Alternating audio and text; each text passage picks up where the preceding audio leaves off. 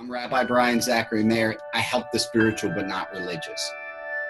There's a chance this spiritual religious thing is not what you think. You get to choose who you are in this world, and that's enough, and that's awesome. The less you believe everything you think, the better. I'm ready, you're ready, let's dive in.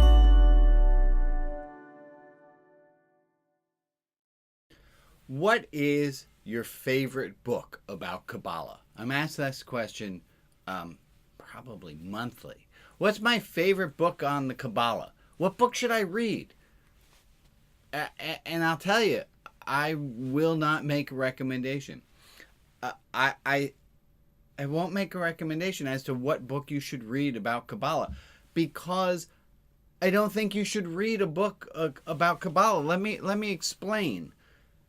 If you want to study Kabbalah because you're into studying esoteric wisdom, that's fantastic.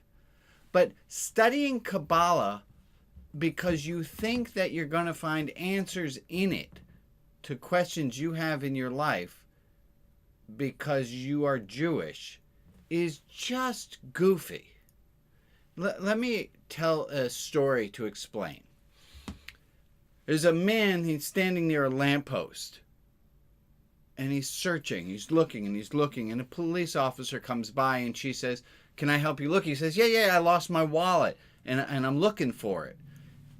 And he looks and she looks, and eventually she says, I don't think it's here.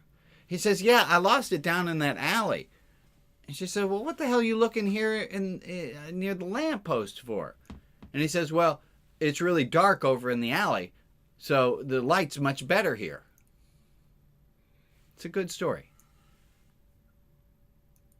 If you think that Judaism has the answers, you're the person standing at the lamppost because you lost your wallet in the alley. Judaism might have some answers, but it doesn't have your answers. Let me put it this way now. If you were God, and you wanted to make certain that every person were able to find the answers that they're seeking, where would you put the treasure map? Where could you put the treasure map? Well, there's only one place you could possibly put the treasure map. It's got to be inside every person.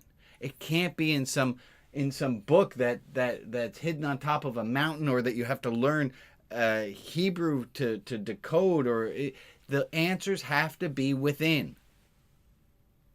Dogen says, "Where do you seek to find the truth if not exactly where you are?" And the same thing's reflected in the Torah. In Kiddushim, Moses goes to the top of Mount Sinai, and God says, "Where do you expect to find the true commandments of God? Not on top of a hill, not beyond the ocean. The true commandments are in your mouth, in your heart, in your hands, so you can do them." So what's my favorite book of Kabbalah? Right. I do have a book that I really like, though. This bad boy.